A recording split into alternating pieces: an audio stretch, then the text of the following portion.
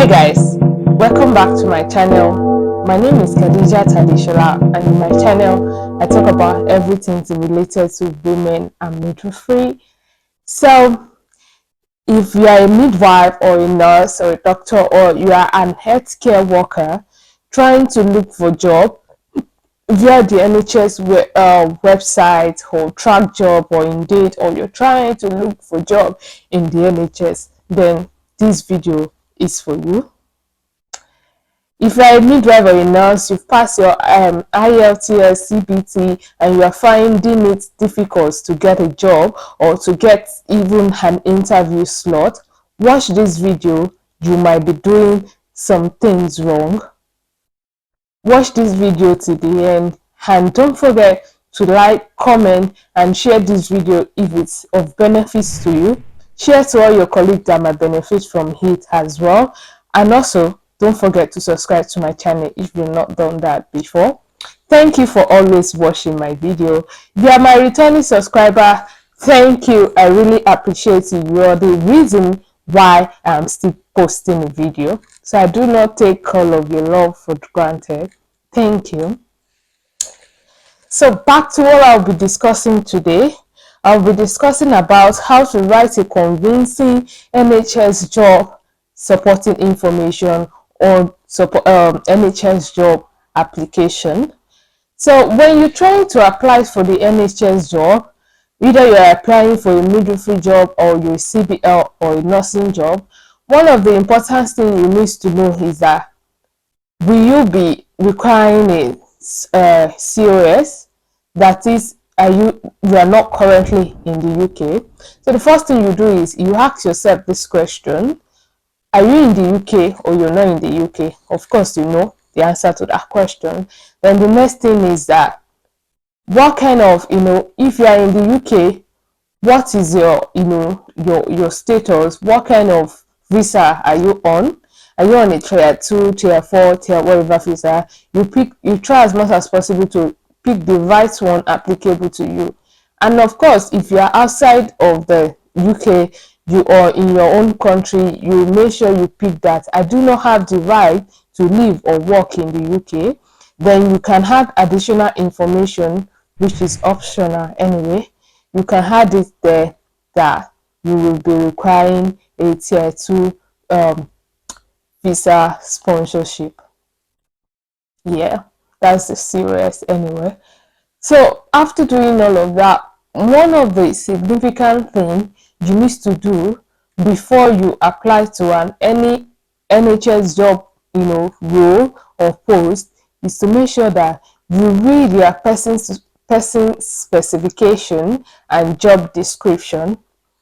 When you read it, because different trusts are looking for different things from an individual. Basically, they are mostly specific about the kind of person they're looking for.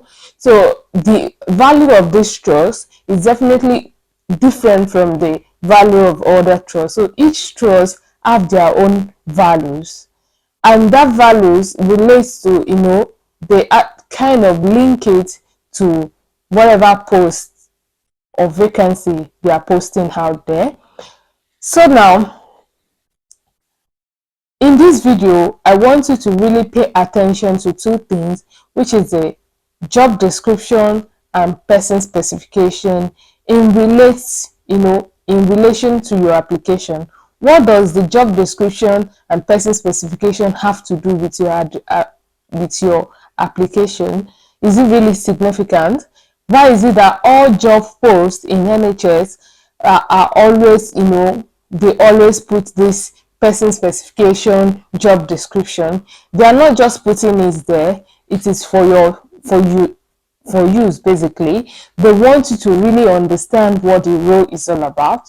So basically, the job description, it is what they want anybody they're going to give that job to, what the person will be doing.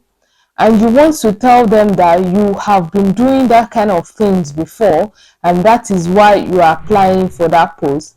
Nobody will give you a job that you don't really have experience in it, or you have, you have not really done anything related to that before. So basically, their job description should reflect in your previous history, that's previous job history. So for instance, there is a space in the application that states you should put your previous employment history.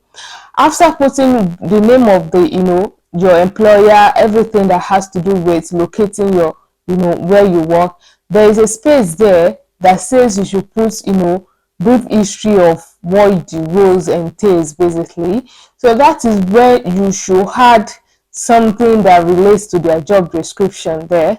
You should add it there. You make your employer knows that you've definitely been doing these things before. For instance, for a midwife now, an employer may tell you that they are looking for somebody who will be responsible to provide individualized holistic care to women, pregnant women, their babies and their family. So you want to put in your job description that you have, you provide individualized holistic care to women and their families and their babies. If an employer said that in the job description, the midwife will be an autonomous practitioner who is able to plan, implement, and care for women. So you want to put it in your job description that you have practiced both individual, you work individually, supervised, and as a part of the team to provide care to women throughout the period of their pregnancy. I hope that makes sense basically. So that is why they are putting that job description there. So when you are applying for a post next, make sure you check their job description, see what they actually said anyone that they are going to give that post is going to be doing, and try to put it in your previous employment history that you have been doing that before. And of course, make sure you've been honest in what you're saying. So for instance, for all midwives, if you're a midwife, even before you get your qualification, your license in whatever country that you practice, that you train from, you must have had, significant level of experience in delivering care to pregnant women. I know in Nigeria, you must have delivered like about 100 women independently, like yourself, and you must have assisted as well. So you should be able to put that in your job applications, in your previous employment history. Now, another significant aspect is the person specification. So the person specification should be related, should reflect in your supporting statement. So when they do the person specification, they already says about the quality that the person they are going to give that post to should possess. So basically, you should look at the person specification and try to relate it with your supporting information.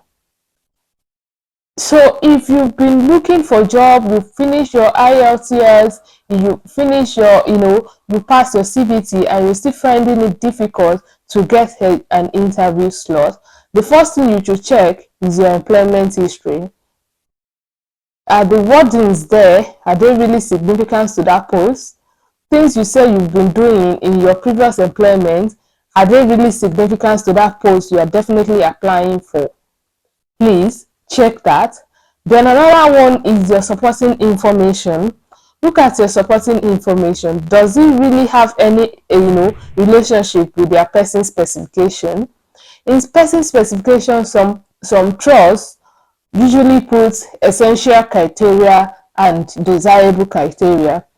So the essential criteria are the things that you must have for you to be given a slot to prove yourself. That's interview slot. For instance, in some places they put registered midwife. So in your supporting information, you should be able to put it there that you are a registered midwife. You know, you may not put your country there, but definitely you need to put that you are a registered midwife with over 2 or 1 years experience in both clinical and community midwifery. Most midwifery posts in the UK are rotational, and midwives work in both hospital setting and in the community. So as a midwife, it's very, very important for you to put that you've worked in both clinical setting and the community. And I understand in Nigeria, before you actually get your PIN, to practice in Nigeria, you must have done your, rotation to the community as well. So even if you are newly qualified midwife, you can still put it there that you have experience in both clinical and community midwifery, even if you have not really worked professionally like a staff in the community setting. But you've gotten your PIN, you most likely have been rotated to the community for posting, so you should put it there that you have experience in, you have worked in both clinical setting and also in the community setting as a midwife. You should be able to put in your supporting information that you work together in a, with other team members. That's multidisciplinary involvement. You must be able to state that you've worked with obstetrician, social workers, who are those, anesthetics, who are those people we work with as a midwife, basically, obstetrician, neonatologist, yes, obstetrician, neonatologist, anesthetics, social workers, all of those people. You should be able to state that you've worked with them and you can work with them, because as a midwife, most of the time you have to do a kind of multidisciplinary involvement. You should know when to involve the obstetrician in the care of a woman, and also you should know when to call the anesthetics. You should know when to anticipate that this baby might come out, will be needing an assistance of the neonatologist, you understand, to come and resuscitate this baby. For midwifery, you are a expert of the norm. You are a professional of the normal. So anything deviating from normal, say, you should be able to inform the right, profession to come and have a look at the situation. So you should put that in your application. It is an essential criteria to get any midwifery post in the UK. Another thing you should put in your supporting information is that you can recognize obstetric emergencies and the actions needed. Basically, as a midwife, you should be able to know when something is deviating from normal, and you should be able to know what actions are needed.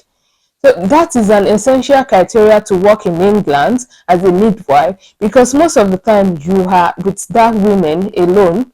So you should know when to actually, escalate, when to actually request the attention of an obstetrician, the attention of an anesthetics, a neonatologist, when to definitely call them in the care of that woman. So you should be able to say that you have ability to recognize obstetric emergencies and actions needed, initiate appropriate actions.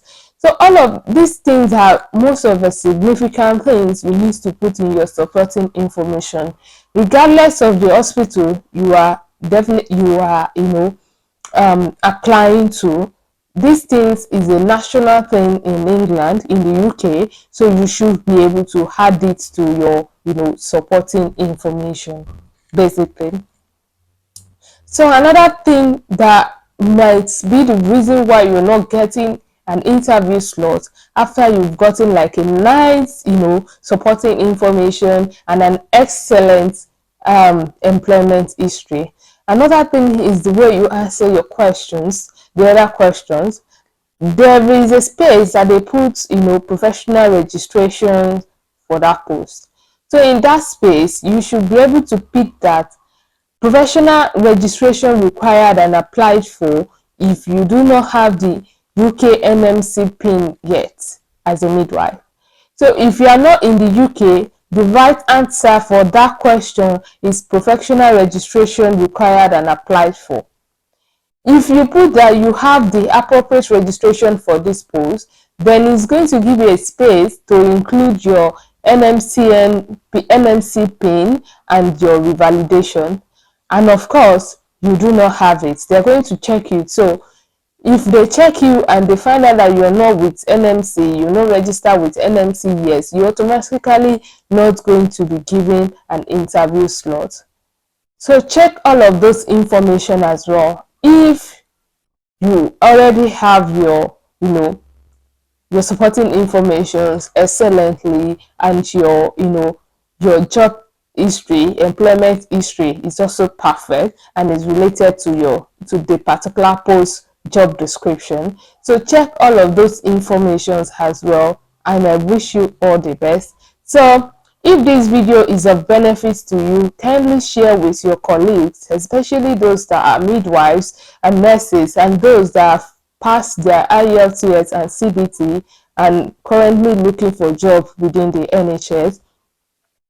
And also, I'm more than happy to edit your supporting information for you if you actually think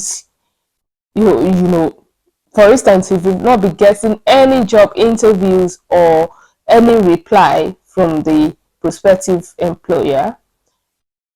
Lastly, you should try as much as possible to request politely the reason why you were not shortlisted for an interview or why you failed an interview whenever an employer sends you an unfortunately message.